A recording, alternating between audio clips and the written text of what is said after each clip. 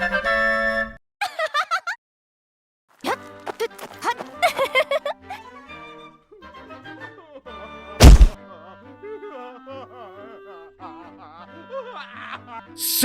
Echoes of Wisdom.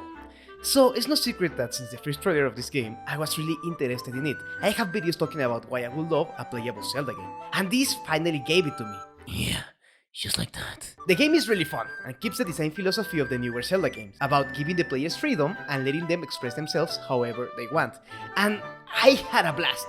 But what I will never imagine is how this game will prove me right in so many ways. Because, guys, this is secretly a Pokémon game.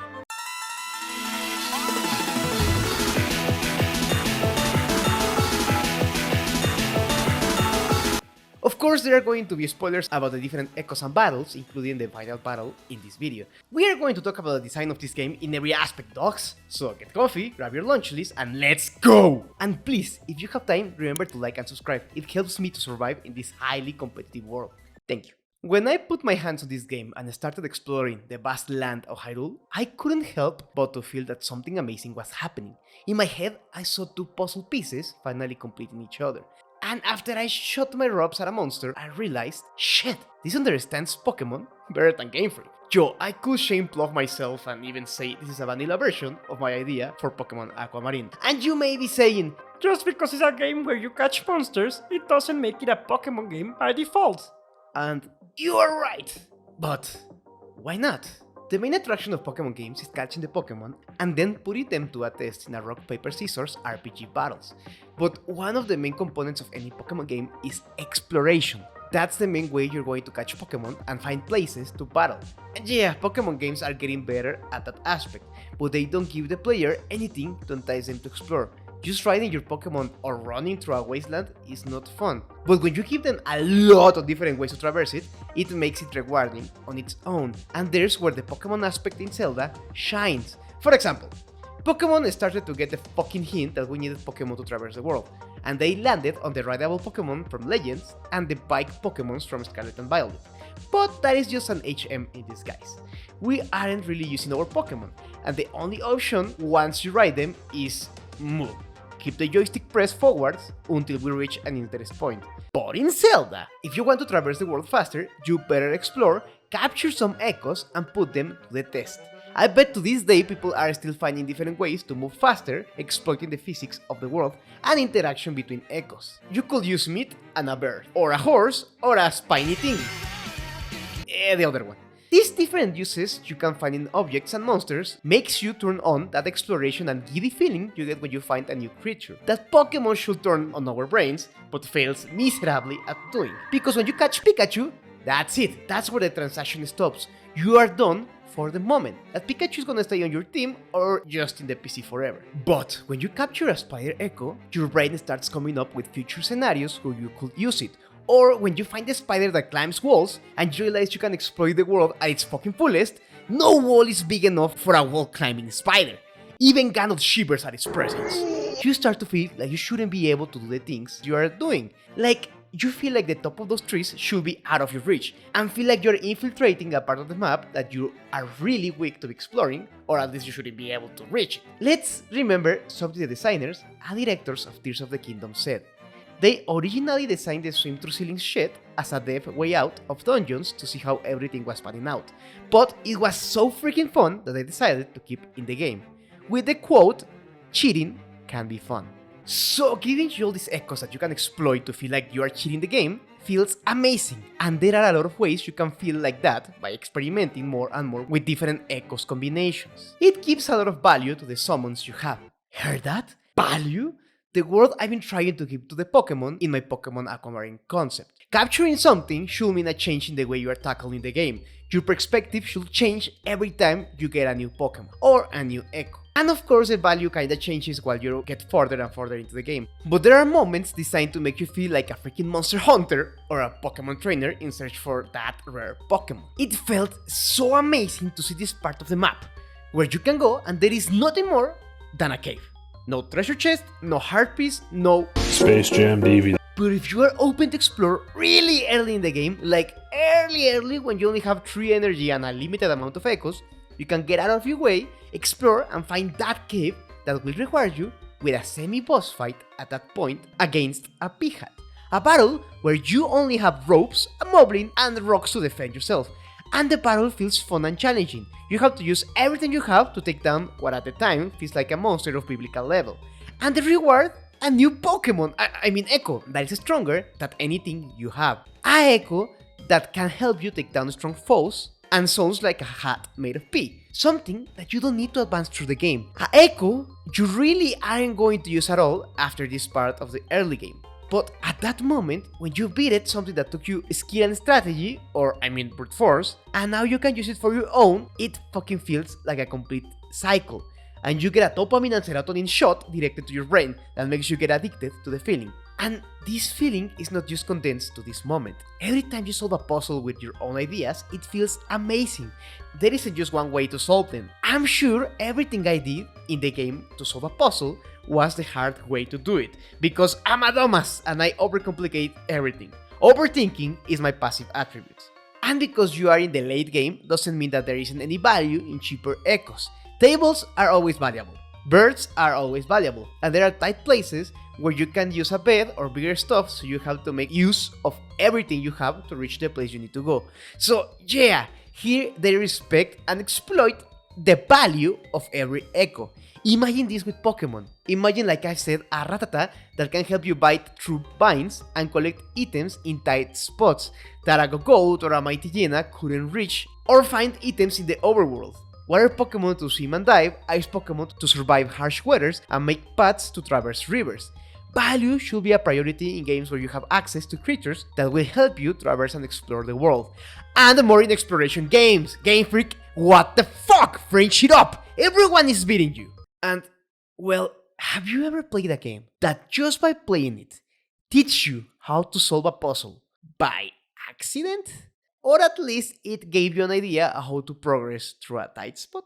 If you like game design, you've probably seen the Sequelitis video of Egoraptor that shows how Mega Man teaches you about the game without having to be all Mega Man! Moments in games that teach you how to do or how something works just by playing it or paying attention to your surroundings, crafting an experience where the player will learn the mechanics because of the meticulous calculation of everything in the screen. Well, in Zelda Echoes of the Wisdom, if you play the game, you reach this part where there is a waterfall, where you are supposed to beat the waterfall's force to swim upwards to continue. I shamelessly was stuck here for a while, but then I remembered that not so long ago that I fought Alisalfos underwater, and I wanted to use some of my new Pokémons that I got. So I sent some piranhas thinking they would take care of it. But they didn't. They just started swimming upwards and they didn't do shit. I thought it was bugged or something. I didn't give it a second thought or anything. But remembering this is how I solved this puzzle. I summoned the piranhas and like I remember, they started swimming upwards. So I used them to swim through the waterfall, and that shit felt amazing. The game didn't have to pop up a tutorial or put someone dancing to grab my attention, so I speak with it and spout out the answer. Probably, maybe, there was a soda or an NPC in a village that gives you the clue. Like, did you know piranhas swim up waterfalls like Gyarados will do in a good Pokémon game? Or some shit like that. And that's the correct way to do it. Make the player explore the world to get the answers they need. Something like the informant from Metaphor. Yeah, he's always in the same place and everyone tells you to go to get info from him. But that's up to you. And if you want to be prepared, it's as easy as going to an inn or a tavern and buying information out of him. Respect the player, but if you can make them reach a conclusion by their own, just by playing the game, or by exploring, that's just... Chef's kiss! Bellissimo! Mi piace giocare la leggenda di Zelda. That's why in a game like Pokémon, having the creatures have different behaviors in the overworld can help sell the game more, and give the player ideas on how to use them. Scyther cutting trees in the overworld, so you know you can use its help to cut down trees for your own. Or you can see Hippowdon swimming through mud ponds or quicksand, stuff like that. Teaching the players just by playing the game, and giving them the opportunity to explore. And speaking of overworld, there is this moment in the game, this magnificent specimen of game design that just shows how awesome making world building and using the creatures' strengths in their favor can make a game feel alive. The Lynel side quest is freaking top tier world building trusting your players and giving them a reward that they will really adore. I'm sure that if you explore, there is someone that is going to tell you how to do the side quest. If not, I take my hat out of respect for the developers, like sure. I didn't find anyone who led me into what was going on in the forest. I just looked at some footprints and I followed them. I don't know why my brain works like that. I make a simple task harder because I can connect neurons on a 2 plus 2 equation, but in this I can actually read what was going on. So if you see the surroundings and spot these footprints, you can actually follow their direction to arrive in what could be the best echo in the whole game. A battle that takes everything you have to come on top, and after you do, you get a magnificent reward. And for me, the best part is that none of this is necessary. It is a side quest. An optional side quest. The game won't come to a screeching stop because you didn't get the Lynel.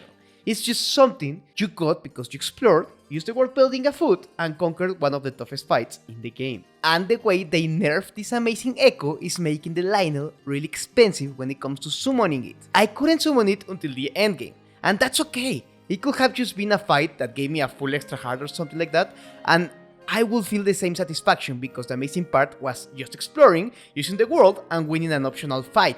But now that you have this thing in your menu, it entices you to keep fixing rifts to level up and get to see your Lynel in action. Can you imagine how awesome this will be in a Pokémon game? Imagine this. You walk into a town where some NPC is screaming and you see the dialogue bubble above its head. So you read it while you're passing by and it catches your attention. You talk to the NPC that tells you that Nidoking was wreaking havoc in the forest. And well, in this game, there isn't any wild Nidorans or anything, so it catches your attention. Tells you that Nidoking had a fight where its horn fell, and now it's growing a new one, and it's taking down trees and rocks to make use of its new horn, and making it stronger, as well as shooting a large barrage of poison needles. And it also tells you that he can't do shit about it because he doesn't have any Pokémon that can help him reach the side of a huge mountain at the start of the game, where a mushroom Nidoking's love grow. He has the 3 Arbok tails, 12 Pecha berries, and 25 rock candy that he needs for the lure, but well, the mushrooms are out of his reach, so now you have the recipe for a Nidoking lure. And if you go explore the forest and find the poison needles that are collectibles everywhere and smash rocks and fallen trees, you know you are near the Nidoking. So you follow that wreckage and find a catchable Alpha Nidoking, possibly the only one in the game. And there you can have your mini boss battle with an awesome reward, a Pokémon that can take down trees, break rocks, move through sandy and muddy areas, carry you through snow, and survive swampy areas. A really valuable Pokémon. And well, if you wanna hear more about this idea, or at least understand what the fuck I'm talking about, go check out my video or videos about my Pokémon Aquamarine pitch. So yeah, I think this game understands more about Pokémon than actual Pokémon games. Legend Arceus is still the closest we have to a real Pokémon game, but we still need a game that, like Zelda, makes us want to catch everything to see how we can use their help to traverse the world, solve puzzles, and present us with awesome battles. I said in my videos that not every Pokémon should be catchable. We should have boss battles that rewards us with some awesome crafting materials for catching more Pokémon, or crafting actual equipment for us and our Pokémon. And in this game, we have a taste of that as well. We have a side quest where an NPC tells us how to get inside a ship that turns out to be a mini dungeon with a huge and fully fledged boss fight that rewards us with something other than an echo, a harpies or some shit like that, I don't remember. I don't care about the reward. The boss fight they gave me because of me exploring and using everything I have in my power to take it down is rewarding on its own. I love that shit. That's why I still remember it. I don't remember anything about this game. The gym leaders and other shit are the same as always. I didn't have to do anything to reach that battle or bash. I just walked to the gym and did it. It didn't put me to the test and made me use various Pokémon to exploit the world or fight harsh weathers, really elevated areas or powerful Pokémon to reach my goal of a Pokémon badge. I just walked and pressed A for a while. So if you like the new Echoes of Wisdom game, and it seems that people really like it, I think my pitch for Pokémon is actually possible and good. It's such a shame that I still don't know how to code anything for myself, and I don't have the money to finance a team to do it or something like that. But well, maybe in the future, maybe if you subscribe, I don't know. So this game is good. It understands how a game should make use of the pocket monsters you get, how exploration can be rewarding, and that the players need freedom to reach their own answers to a puzzle. Like, even in the last battle, you're supposed to grab the hands of Null, so Link cuts them off the body and you can start smacking the shit out of it. But you could also just whip out your favorite echoes and beat the shit out of it however you like. If even in the decisive battle of the game you can do whatever feels right for you, you know this shit was made by real designers. I love it, but it's such a shame that everyone can do it, but Pokémon can't. I hope Legends is a step closer to what we envision as a real Pokémon game, instead of what happened with these games that were 5 steps forward and then 3 back. But that's what I wanted to say. This game is a good Pokémon game in disguise, and no one can change my mind about it. It is really good. Pokémon should really put its head in the game. See ya, good luck on your day, and remember to wash your ass.